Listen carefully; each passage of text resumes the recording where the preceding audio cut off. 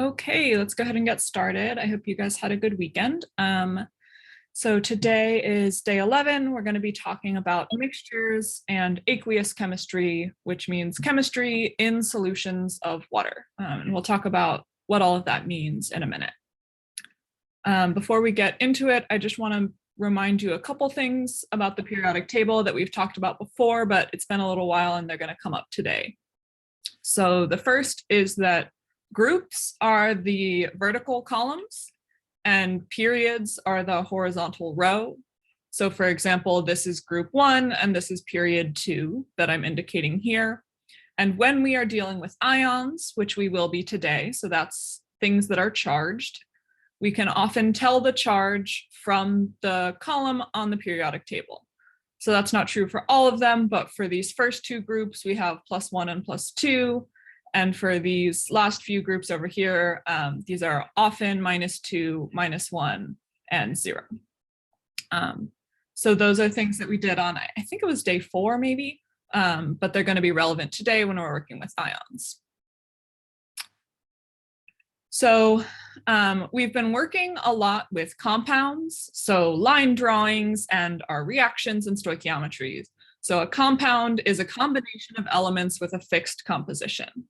So for example, carbon dioxide is a really common compound in real life. We breathe it out, plants take it in during photosynthesis. It's present in the atmosphere at about 400 parts per million. So that means 400 molecules of CO2 per total molecules, per million total molecules. So that's a common unit of concentration. So CO2 is present around us all the time. That's 1 carbon atom for every 2 oxygen atoms. Carbon monoxide, which is carbon bonded to 1 oxygen, so 1 oxygen per carbon atom, is fatal after about 4 hours of exposure at that same concentration of CO2. So when we change the composition of a compound, we're changing like everything about it. We're changing a really common chemical to one that can kill us. And if it's CO2, it has 1 carbon for every 2 oxygens. We can't change that composition without changing what compound we're working with. Today, we're going to be working a lot with mixtures, which is a combination of substances that are just mixed together. So if I mix sugar with water, I can change that composition and have, less sugar for the same amount of water, but it's still a water-sugar mixture. It's still basically the same thing. It's not suddenly going to kill me because I changed the composition a little. And I can change that composition without changing like the identity of what I'm working with. I'm still working with a mixture of water and sugar. So that's just an important difference between these chemical compounds that we've been dealing with that have a fixed composition and these mixtures we're going to be working with today that can have a varied composition. So then within mixtures, there are 2 different types. A heterogeneous mixture is a mixture in which the components are not uniformly distributed. So for example, if you look at like granite countertops, there's a bunch of hunks of different stuff at different concentrations as a function of position. It's not evenly distributed throughout the material. A homogeneous mixture is a mixture in which the components are uniformly distributed. So like syrup is a mixture of sugar and water. So lots of things that we work with every day. Lotion has a whole bunch of stuff in it, but it's evenly mixed. So the way that I remember this is hetero means different and homo means the same. So those prefixes are used in all sorts of contexts. So hetero means different. It means there's different regions throughout our material. And homogeneous, homo means same. It's the same everywhere in the material.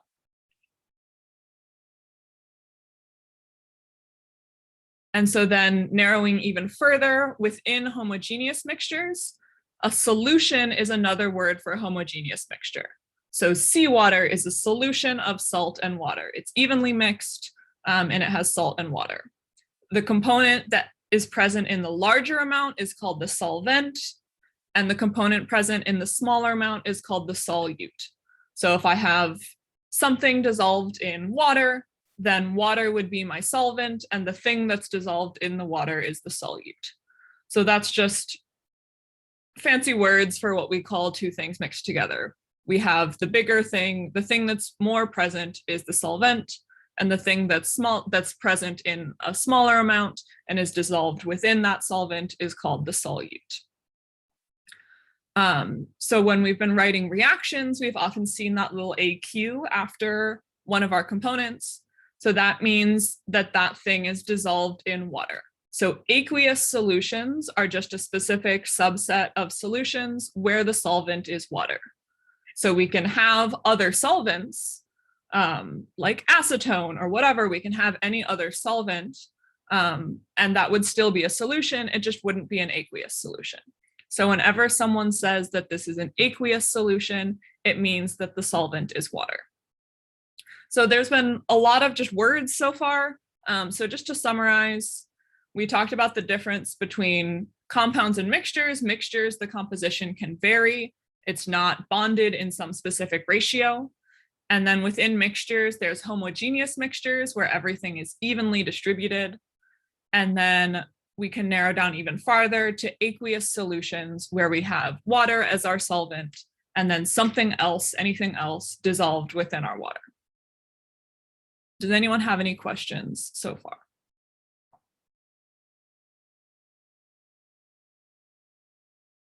So we're going to be dealing a lot with aqueous solutions for the rest of the day today. So just to repeat, that is a solution where we have a solvent of water and then something else dissolved within that water or mixed in.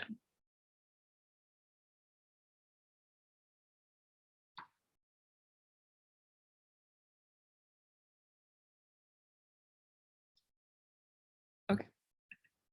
So when we're dealing with solutions, because we can vary the amount of solute dissolved in our solution, we need a way to quantify how much stuff is dissolved in our solution. So one of the ways of doing that that's really common in chemistry is to use what's called molar concentration, which is also called molarity. So those are two words that mean the same thing. So molarity is the total amount of solute in units of moles. That's why this is called molar concentration. You can quantify the concentration in terms of grams or anything else, and that's a valid way of doing it, but it wouldn't be molar concentration. It wouldn't be molarity. It would be a different thing. So we're specifically talking about molar concentration, which is the amount of solute, so the thing that's dissolved in the water in units of moles, divided by the total volume of the solution. So that's not how much water we added, that's how much total volume the solute and the solvent together take up. So the units are moles per liter, which is also called molar. So if something is 2 molar, that means it has 2 moles per total liter. So you could say this is 2 moles per liter, or it's 2 molar, those would mean the same thing. So you'll often see people or hear people say this is a 1 molar solution, and that's what that means. There's 1 mole of solute per 1 liter of total solution. So just a quick practice, if I had 0.029 moles of sugar, which I've dissolved in 0.20 liters of total solution, I want to know what is the molar concentration of the sugar. Sorry, that should be an of, not an or. So I'm going to start this poll. Just get out your calculator really quick and see if you can figure out what this concentration is.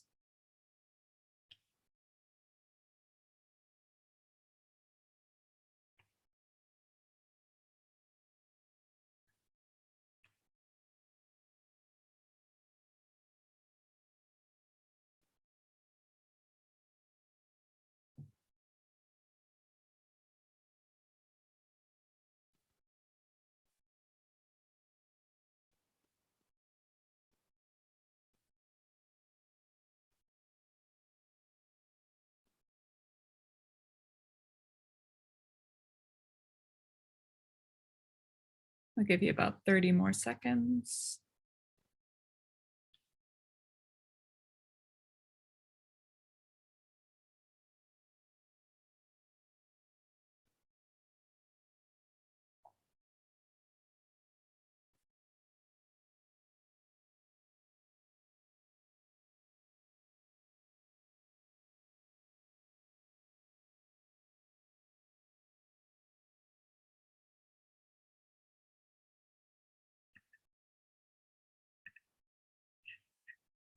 Okay, so all we do is we take the number of moles of solute, which in this case is our sugar. We have sugar dissolved in our solution, and divide by the total volume.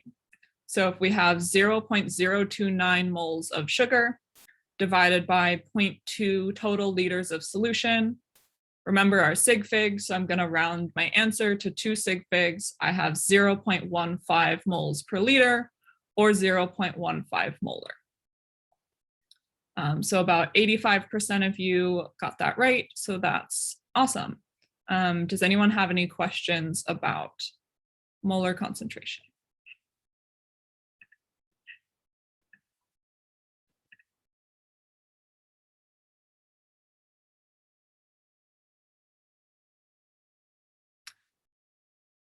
Okay, so why does this matter? How are we going to use it? So a couple things. First, not everything is soluble in everything else. So a soluble substance is one that dissolves in a specified solvent. So for example, sugar is soluble in water. If I dump some sugar in my water and I stir it, the sugar can dissolve in the water. An insoluble substance is the opposite. It doesn't dissolve in the solvent. There's a technical cutoff where like a tiny bit of it can dissolve, but we still call it insoluble. That's kind of just an arbitrary line that we've drawn. But the point is that an insoluble substance either doesn't dissolve at all or only a teeny tiny bit can dissolve. So that cutoff is 0.1 moles per liter, but it's close to nothing. It essentially doesn't dissolve in the solvent.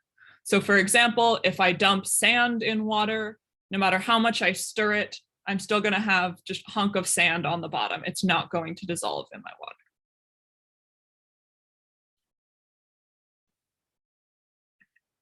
So a specific subset of soluble substances are called electrolytes. So an electrolyte is something that dissociates into ions in solutions, which, by the way, is really important for batteries because those ions can conduct electricity. So there are a lot of applications for these electrolytes. So as an example, NaCl, which is salt, if I dump salt in water, it will dissociate into ions, the positive cation and the negative anion, Na plus and Cl minus. So if you remember in the first week, we talked about how we can determine the charges of those ions from the periodic table, from those columns, what columns they're in, and the valence electrons. So this is just a picture of, if I dump salt in water, it will form these ions. It is possible to have a solution that doesn't form ions. So if I dump sugar into water, it will dissolve and it's just not dissociating into ions. So that's a non-electrolyte that's still a solution. And so an electrolyte is just a specific type of solution where what's dissolved is in the form of ions. So we're going to be focusing the rest of today on ionic solutions, or solutions involving ions. I have a question. Great. So with electrolytes, does like the compound, like for example, NaCl, does that separate in the solution to create like the ions? Yep, exactly. So we'll have, we'll put NaCl in our water, and then it's going to separate and form Na plus cations and Cl minus anions. So those two ions are going to separate in solution. You're exactly right. And that always happens with electrolytes? That is what an electrolyte means. Yep, that's the Okay. definition of an electrolyte. Okay, perfect. Thank you. Yep.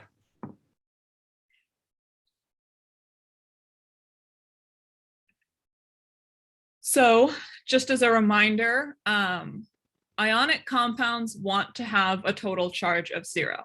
So when I'm working with NaCl, sodium has a charge of +1 because it's in this first column, and Cl has a charge of -1.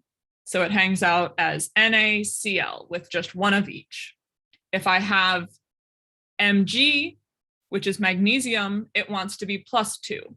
So if magnesium is in an ionic compound with chlorine, Magnesium is +2 and chlorine is -1. So it will need 2 chlorine atoms for every 1 magnesium atom in order to have a total charge of 0.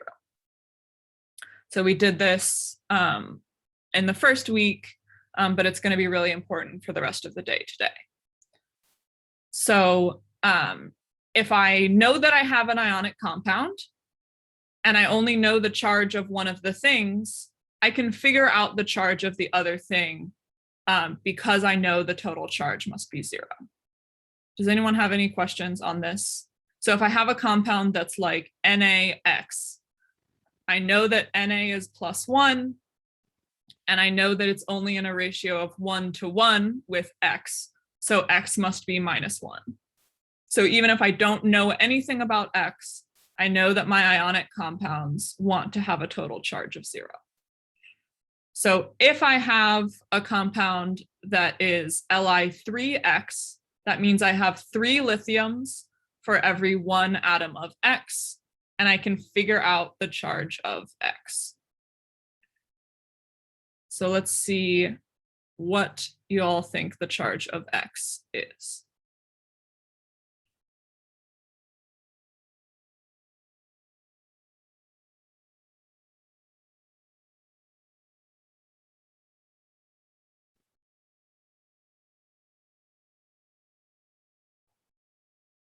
Give you about 30 more seconds.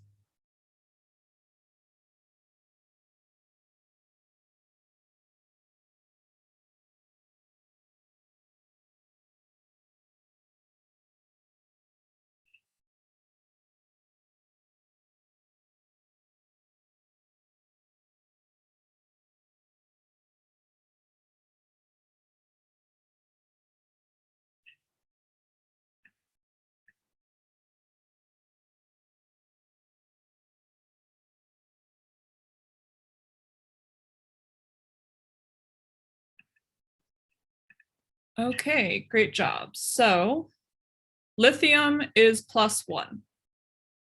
It's in that first column of the periodic table. It has 1 valence electron. It wants to get rid of it, so it's going to be +1.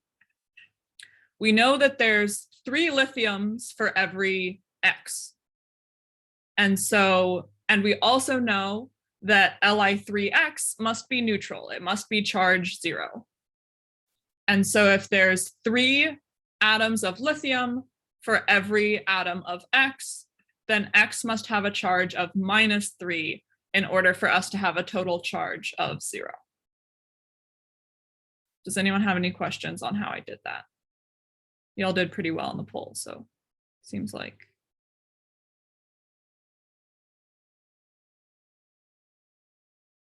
So what that means is that you don't need to be intimidated if you see like LIX, where X is some complicated thing. You know that lithium is +1, so whatever X is, don't worry about it. It must be -1 if it exists as ions.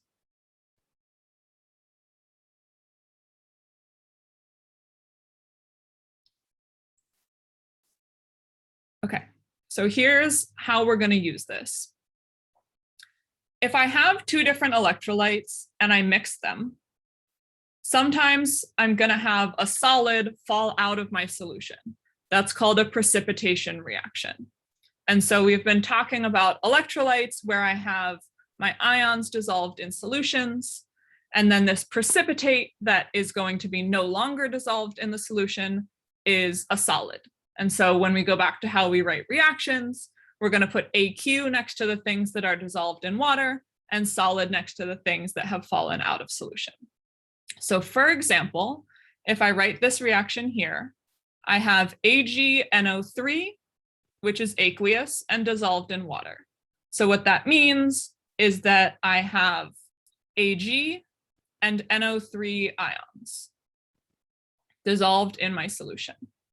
And then I have NaCl, which is also aqueous. So I have sodium and chlorine ions in my solution. And then when I mix those 2 solutions together, I'm going to have AgCl, which is going to be solid. So this is not going to be present as ions in solution. It's going to be dissolved. It's going to be a solid precipitate. And then the ions basically what's happened is the ions have switched. So Ag is positive and Na is positive, and NO3 is negative and Cl is negative. So I've taken the positive ion from my first compound with the negative ion from my second one, and the negative ion from my first compound, and the positive ion of my second one. So I've just switched over which one's paired with which. And so what's left over is this NaNO3, which is going to be present as ions in solution. So we're going to talk later about figuring out what wants to be present as ions and what doesn't. But for now, I'm just telling you that AgCl is not soluble in water, so it's going to be present as a solid. So just to kind of illustrate what that means, I'm going to say my Ag is blue and it's positively charged. My NO3 is green. My NaCl is orange and red, and then those same colors are true over here. So you can see that I had blue and green and red and orange, and now I've switched them. So I have blue and red and green and orange. And so what I had was I had an aqueous solution of AgNO3. So that was an electrolyte with my ions present as ions in my aqueous solution. I have NaCl, which is also ions in solution. And then when I mix those together, I now only have one solution. They're all mixed together. And my AgCl is present as a solid that has fallen out of my solution. But then what's left over, the Na and the NO3, are still just floating around in solution. They're still aqueous. Does anyone have any questions on just how to read these equations, like what the AQ and the S mean, and what has happened here?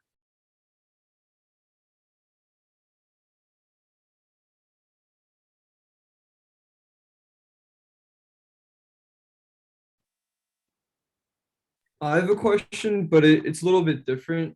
Okay. Why don't we include H2O in like the equations if like the reaction is also, because you're also mixing it with water, right?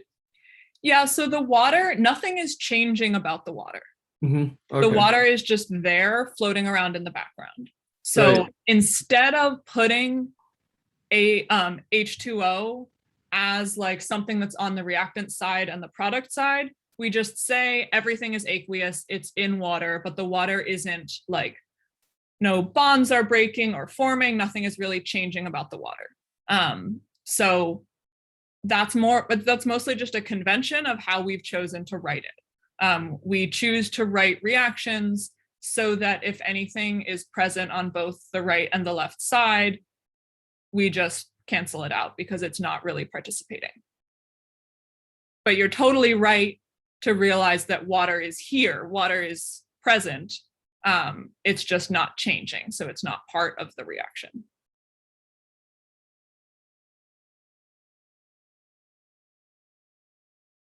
So what's important to realize here is that if I have like NaCl that's present as ions in solution, and I say that it's aqueous, what that means is that the positive and the negative ions are separate in solution, just like the question that was asked earlier. So when I have NaCl, but it's aqueous, that means I have these negative and positive ions separately floating around in solution.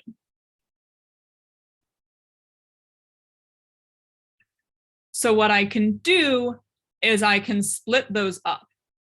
I can say, well, if NaCl is really present as ions in solution that are dissociated, that are separate from each other, I can split up all these ions.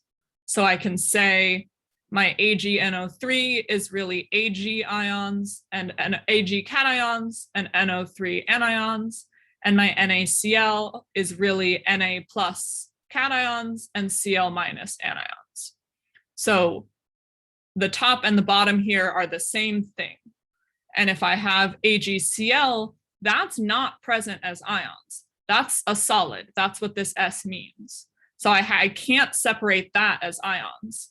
That's AgCl solid. But my NaNO3 is still Na cations and NO3 anions. So what I've written on the top and the bottom here are representing exactly the same thing. I'm just specifically separating out the things that are present as ions. So this is called a complete ionic equation. So the way that I remember that is just it's complete with all of the ions that are present as ions. And so exactly like we were just talking about, we can notice that there's Na plus on both sides and NO3 minus on both sides. And so those ions aren't changing. Nothing is really happening to them. They're just present as ions floating around in solution, both before and after, both as our reactants and our products. So we call those spectator ions. They're just like hanging out watching. So they're spectating and they don't participate in the reaction. So we can write a net ionic equation with everything that's left over. So the Ag and the Cl started out as ions in our solution, but then they precipitated out. They formed this AgCl solid. So basically there's three ways of writing this. There's this initial equation, which has, this most accurately describes like what I started out with. I started out with a solution of AgNO3 and a solution of NaCl, and I mixed them, and this is what I ended up with. I have my complete ionic equation, which more specifically shows which things are present as ions, but it has all of the same information as that first equation. And then my net ionic equation just shows me which things actually change. So this is the most concise information about what actually happens, what bonds form, what precipitates. But I have lost some information because I don't know, what cation was associated with chlorine in the first place. So just to kind of, I'm a pictures learner and not a words learner. So I'm going to show kind of what this means in pictures. So this is what I had on a previous slide. So I have my solution of AgNO3, my solution of NaCl. I mix those, I get my solid AgCl, and then my leftover spectator ions, my Na and NO3. When I write that as a complete ionic equation, I'm just separating out the cations and the anions when my substance is aqueous. So I have my Ag cations, my NO3 anions, my Na plus cations, and my Cl minus anions. And then what I end up with is this solid AgCl that's precipitated out. So I can't separate those ions because they're not in solution. And then I have my leftover ions. And then when I just cancel out the things that are on both sides. So yeah, there's a question in the chat of how does NO3 and Na cancel out? I have this NO3 on both sides that hasn't changed.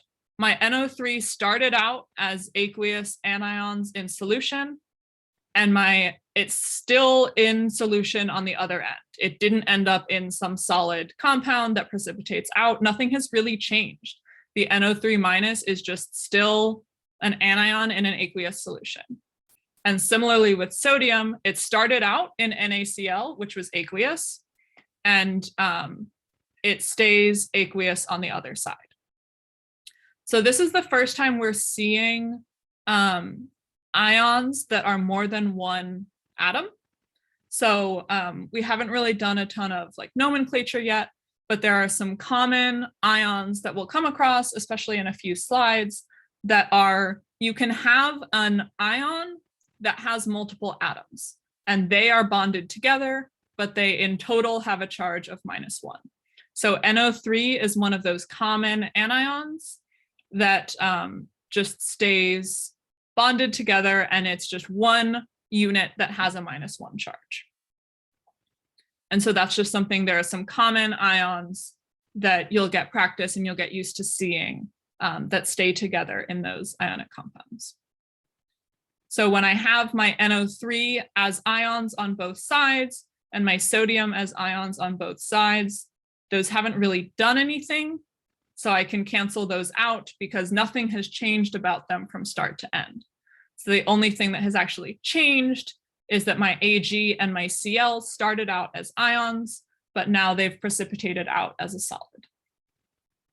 Does anyone have any questions about these three types of writing reactions?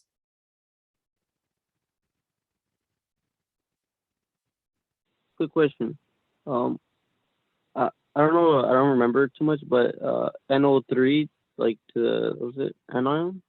Yes. I remember. Like the negative thing, right? Yep. Like why is it negative again?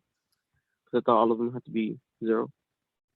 Yeah. So I know if I look at like NaNO3, I know that Na is +1 because it's in that first column on the periodic table. And so NaNO3 has to have a charge of 0 because there's no plus anything or minus anything here. This is a neutral thing. Yeah. And so if Na is +1, NO3 has to be -1. So there's like common lists of these like ionic groups that you'll come across, but I don't like memorizing things. And so I can remember that that first column is always +1. So if I know that NaNO3 exists, then NO3 must be -1. Okay. And yeah, so there's a question about what we cross out. We cross out everything that is an ion, both to start with and to end with. So if it starts out as an ion and ends up in a solid, precipitate, then something has changed about that thing. It went from being an ion to part of a solid, precipitate. But if it's an ion to begin with, floating in solution, and at the end it's an ion floating in solution, it hasn't changed and we can cross it out. Does that mean it's insoluble or no? The AgCl is insoluble. So AgCl is a only solid. when it becomes a solid. Okay. Yep. So NaCl is soluble in water. So it makes an aqueous electrolyte solution. So that's NaCl, it's soluble. It's an aqueous solution. AgCl, it was in water. It started out in water, but it precipitated out because it's not soluble. It can't stay dissolved as an aqueous solution.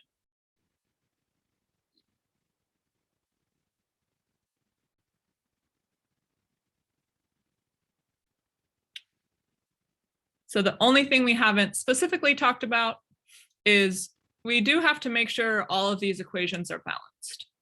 So in this case, I have an Ag, an N, and 3 Os, an Na, and a Cl on both sides. So this is balanced. And then my complete ionic equation is still balanced because all I've done is split up the ions. And I can always, yep, there's a question in the chat. If I know the charge of one of the ions, and I know what compound is formed, then I know what charge the other thing must have. So if I can find any compound in this equation where I know the charge of one of them. So like Ag, we haven't really talked about that much. It's not something that's in one of the columns that we know what charge it must have. But we have talked a lot about chlorine. Chlorine wants to be -1. So Ag must be +1. So when you're splitting up the ions, exactly like the question in the chat says, when you're splitting up the ions, you can figure out the charge based on what the bonded compound, the ionic compound is, based on the ratio of those atoms. Thank you guys for all these questions. Are there any others? Yep, it's literally as simple as crossing out the things that haven't changed. So if it's as an aqueous ion to begin with and an aqueous ion to end with, nothing has changed. So in making your net ionic equation, you can cross it out.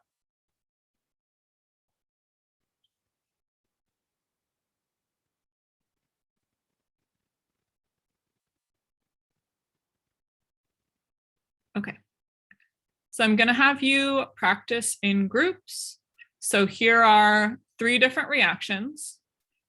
So I want you to write the balanced overall equation So that's just taking this equation and doing the same stoichiometry that we've been doing all week, and just making sure everything is balanced on both sides. So that's just doing the stoichiometry.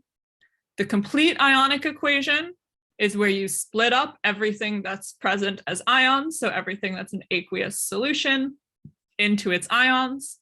And then the net ionic equation is where you cancel out anything that's in ionic form on both sides. Does anyone have any questions on what those three mean and how to start doing this?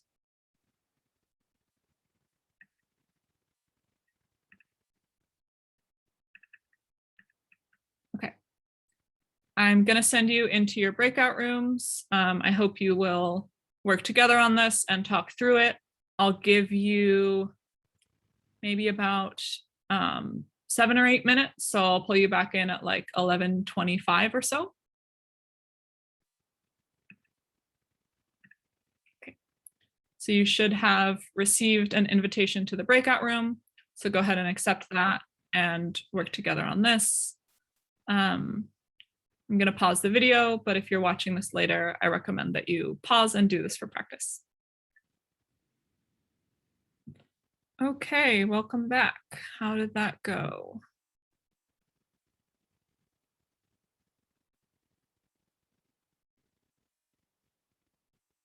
I'm seeing a couple finds in the chat, so that's good.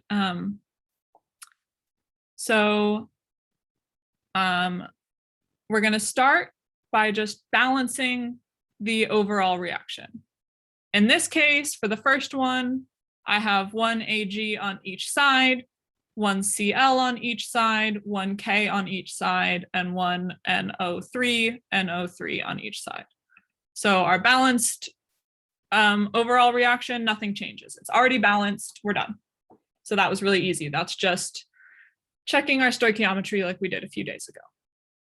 Then for the complete ionic equation, anything that's aqueous, we're going to separate out into ions. So AgNO3, I'm going to separate into Ag plus and NO3 minus. KCl is aqueous, so I'm going to separate into K plus and Cl minus. AgCl is solid, so I'm not going to separate it because I can't. And then KNO3 is aqueous, so it's present as ions. So I'm going to have my K plus and my NO3 minus. And then to get my net ionic equations, I'm just going to cancel out the things that appear on both sides. So I have a K plus aqueous on each side and an NO3 minus aqueous on each side. So I can just cancel those out. And what I'm left with is my net ionic equation. Does anyone have any questions on how I did that?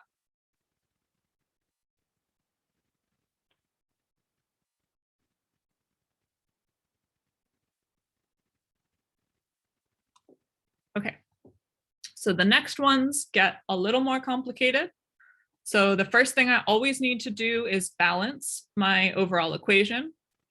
And as always, just like with stoichiometry before, I can only do that by changing the stoichiometric coefficients in front of a compound, not by changing what they're made of. So I have MgNO3 So I have 2 of these NO3 ions on this side and only 1 on this side. I have 1 Mg on each side, so that's good. I have 1 CO3 on each side, so that's good. But I have 2 NAs on this side and only 1 on this side. So I can balance it by just putting a 2 in front of my NaNO3. So now the overall equation is balanced. So it looks the same as it did before.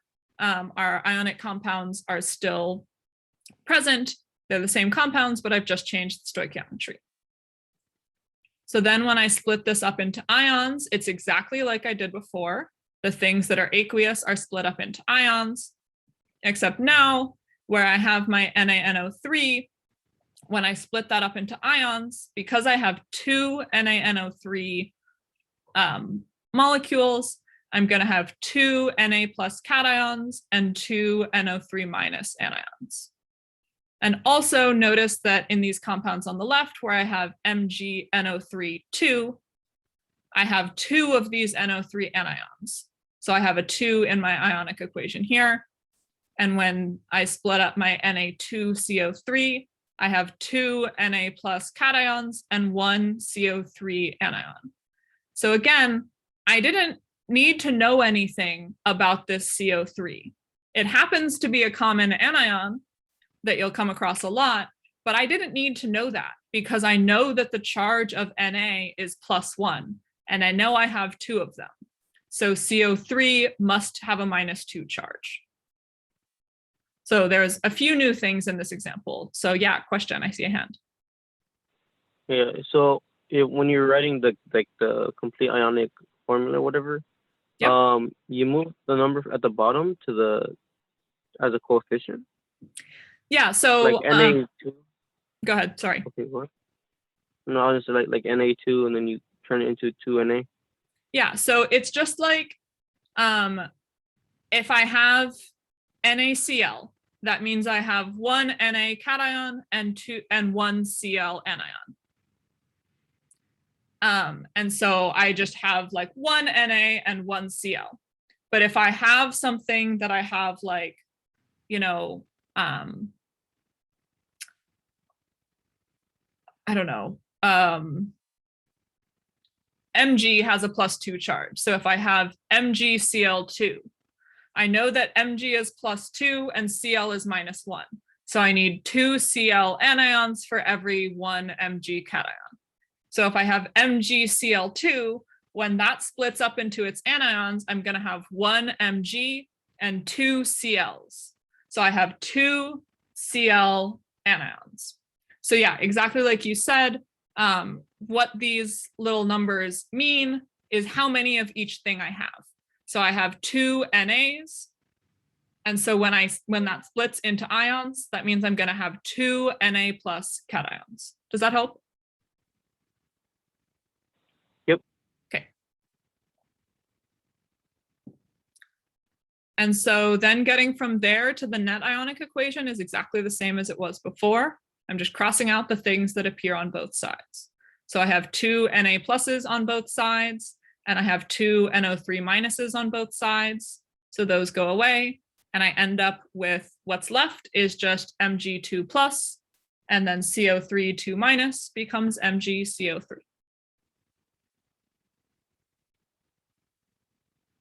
Any questions on this one?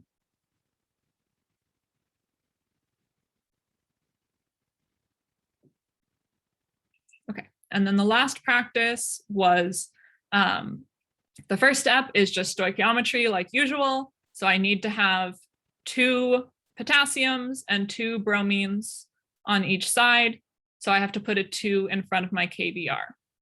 When I split that up into ions, again, I don't need to know anything about SR because I know that bromine wants to be -1. And so I know that if there's SRBr2, then SR must be +2 because it needs 2 bromines. And then K2SO4, SO4 must be 2 minus because it needs 2 Ks, and K is +1 because it's in that first column on the periodic table. My SRSO4 is a solid. I have an S here, so I don't split that up. But my K and my Br, I split up, and I have 2 of each because of my 2 and my stoichiometric coefficient. And then to get my net ionic equation, I just cancel out the things that appear on both sides, and I get SR2 plus SO4 2 minus goes to SRSO4.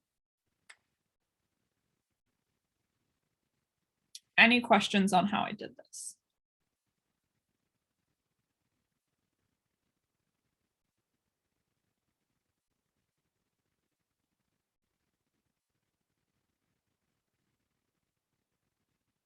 So always what's happening here is I have an ionic compound that has something positive and something negative, and another ionic compound that has something positive and something negative, and they just swap. The positive ion from the first thing pairs with the positive ion from the first compound pairs with the negative ion from the second one, and the negative ion from the first compound pairs with the positive ion from the second one. So they're just switching partners. And then if any of those new partnerships is insoluble, then it forms a solid and crashes out, it precipitates, and then the other ions are what's left over. I see a hand, or I saw a hand. No, I was gonna like I don't know if I remember this correctly, but isn't it called like a double bond where you kind of just swap partners? A double bond is where 4 electrons are shared. So that's in like a covalent compound.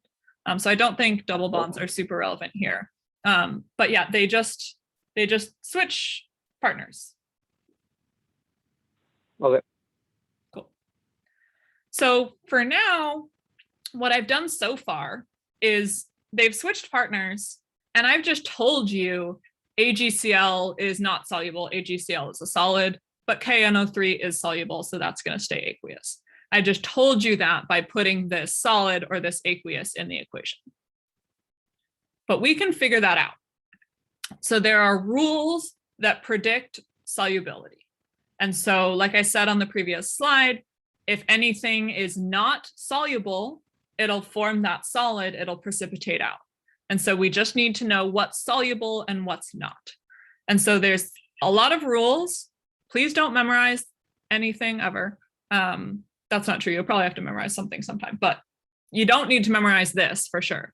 But if this table is given to you, you should be able to figure out if something is soluble. And so don't get intimidated by these ions that you maybe haven't seen before, like C2O4 is called an oxalate. Don't worry about what it's called. All you need to know is that if you see a C2O4, it has a -2 charge, and then compounds made from it are insoluble. So don't get intimidated by new ions you haven't seen before. You have all of the information that you need. So for example, if I have a compound involving a group 1 element, so that first column on the periodic table, it's soluble. The end, no exceptions. That's one of the rules.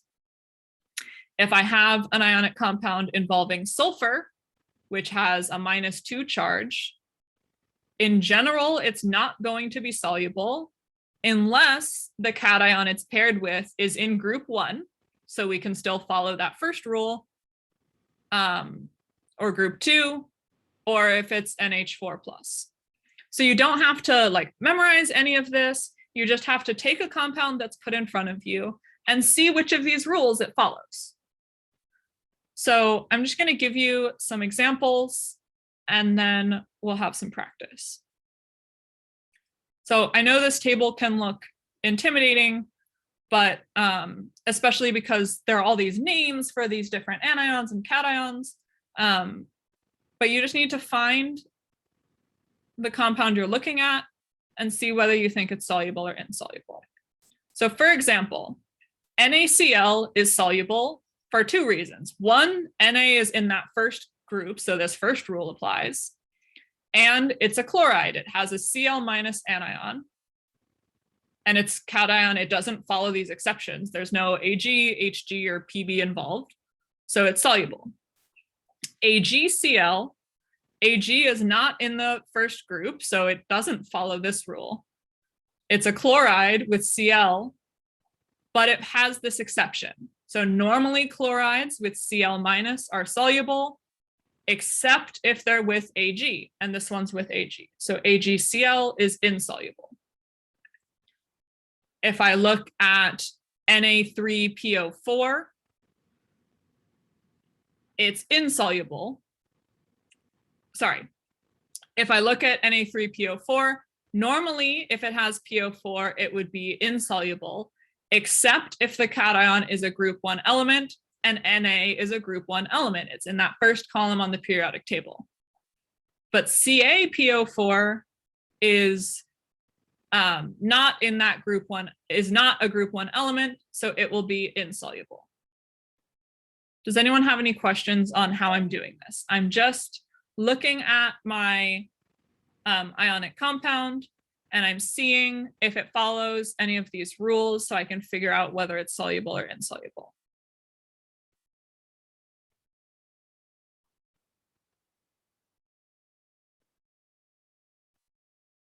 So it's like quick question. What was it? So any like compound with that has a group 1, right? Just to kind of retract, it is automatically soluble. Yep. If it okay. Yep. So if you notice that it has a group 1 element, you're done.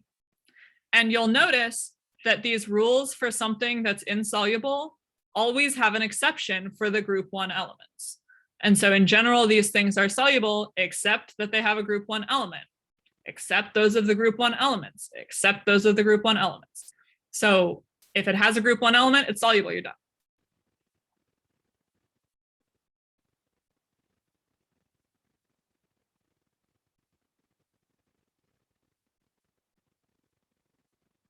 Okay.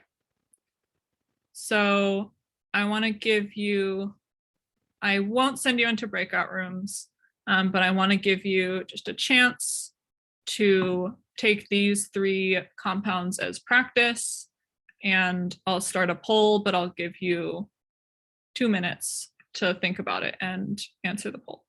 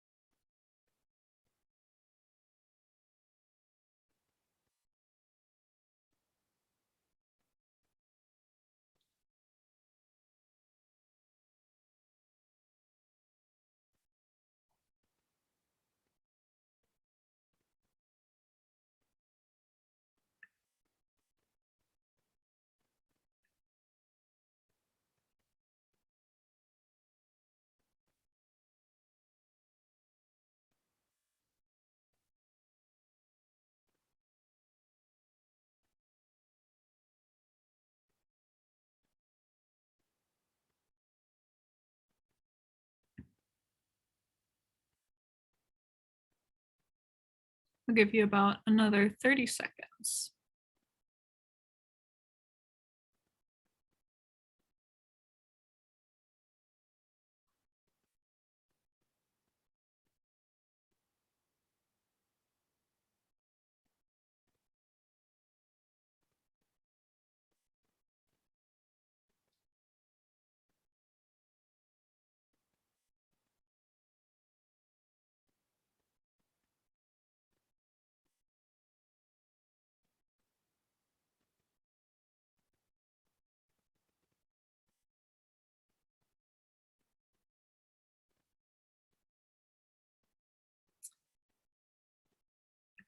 Okay.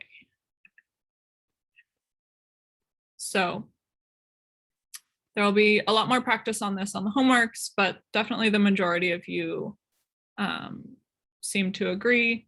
So let's just go through these examples. So starting with MgCl2.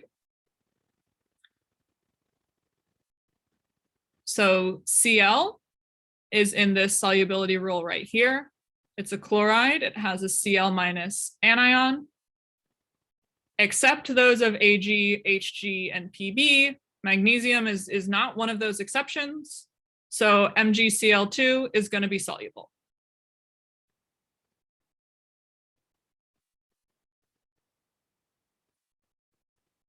If I look at PbSO4, in general, sulfates, SO4, are soluble. They're on this left side of the table, they're soluble.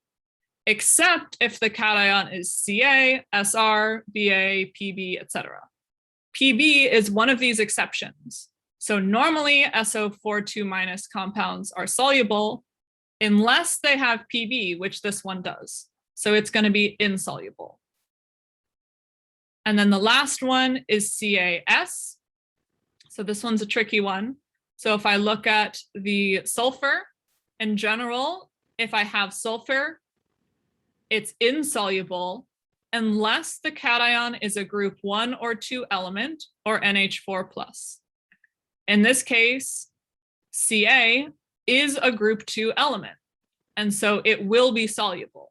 Even though sulfur compounds are normally not soluble, this one is because it has a group 1 or 2 element as the cation. Does anyone have any questions on how I did this? Again, just try not to get intimidated by, you know, I don't know the charge of SO4, or I haven't worked with PO4 before. I don't know the charge of PB. You can just find everything on this table.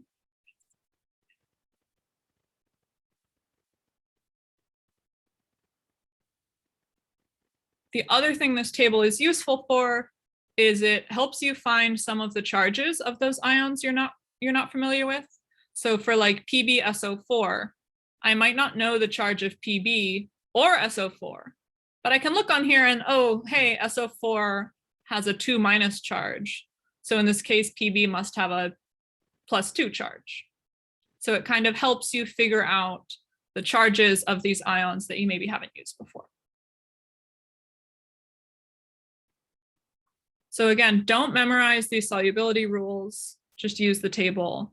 But it's useful to know how to use the table if it's given to you.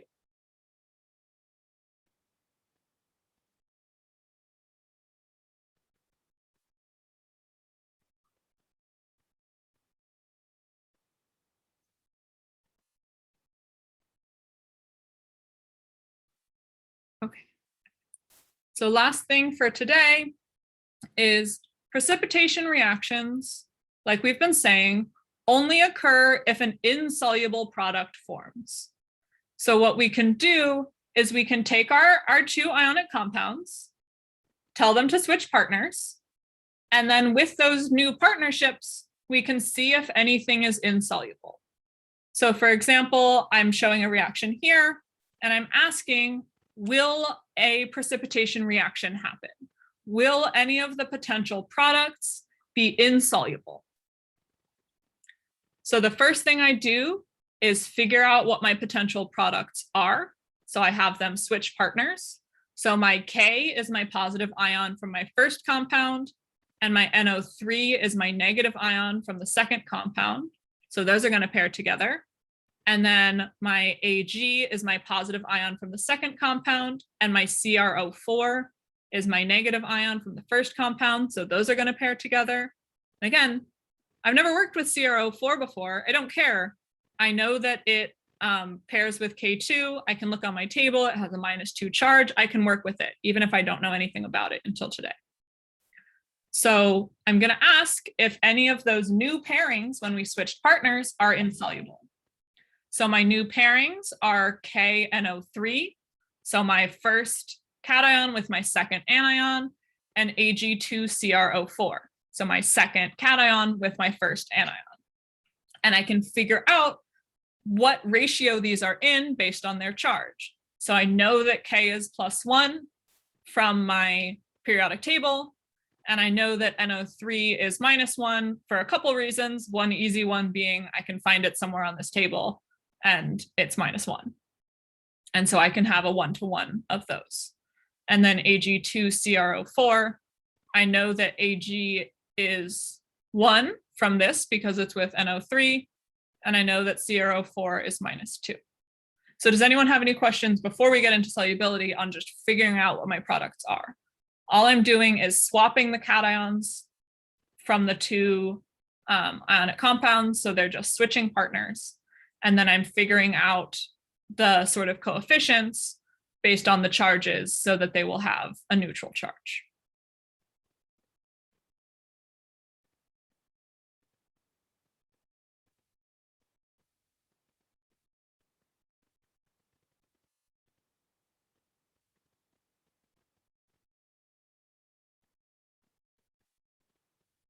Okay, so I've figured out what my potential products are.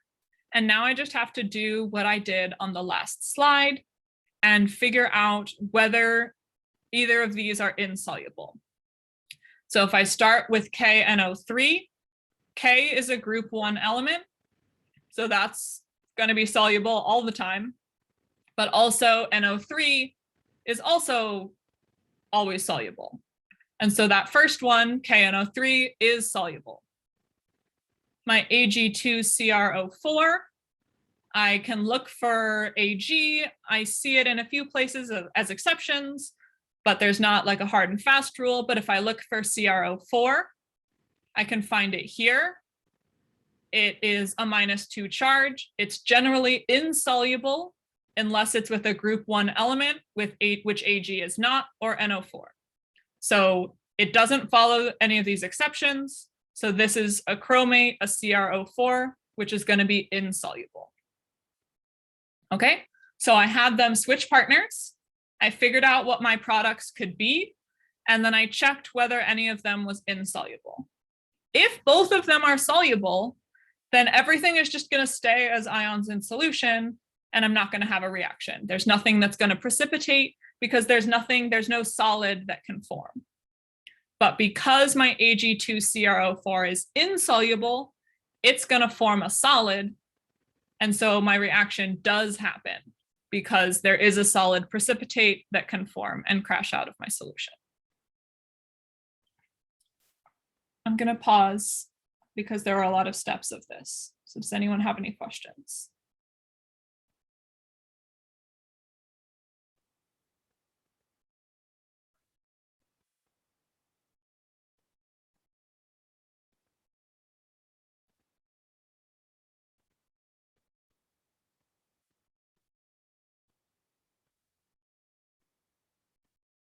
How do you know what your possible products are? Yeah, I think that's probably the hardest part to me.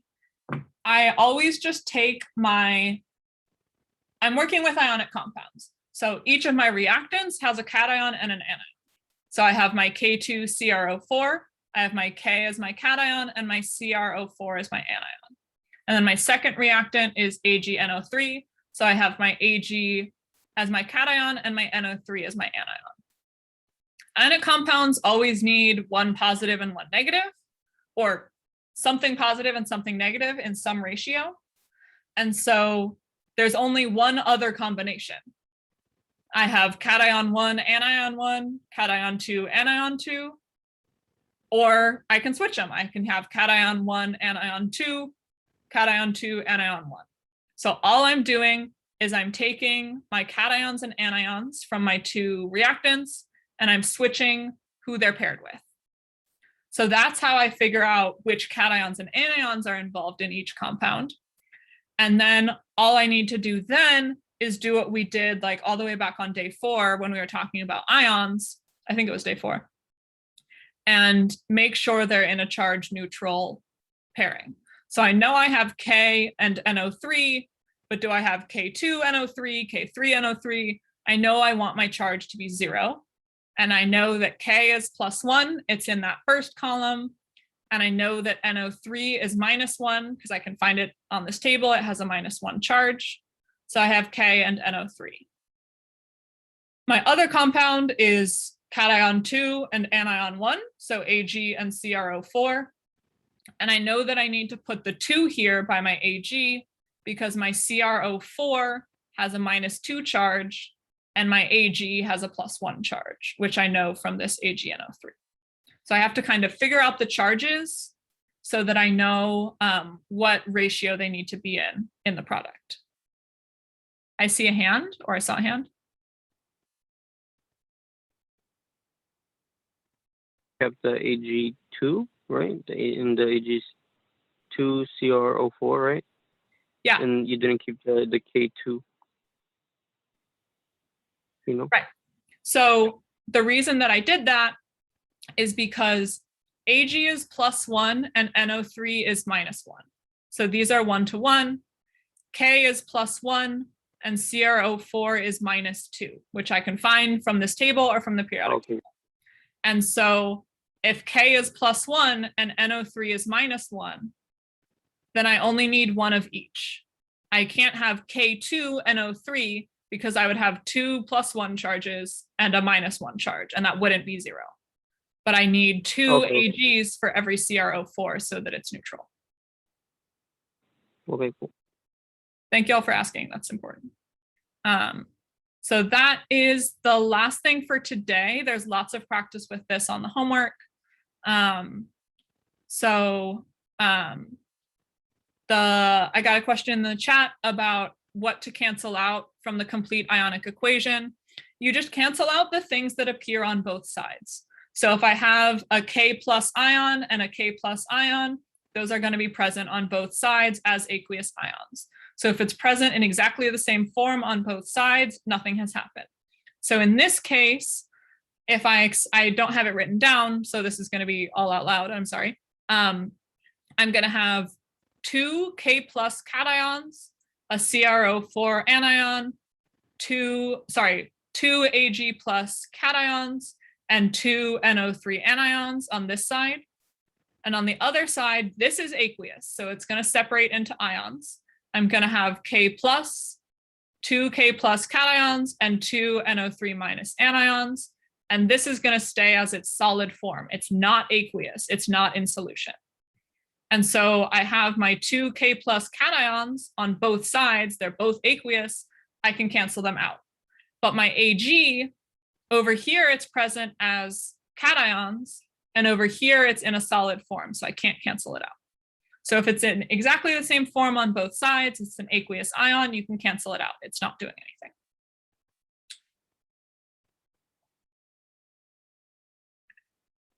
Okay, so that's it for today. I'm going to stop recording, but as always, I'm going to stick around. So please stay after if any of that wasn't clear, or if you have any questions.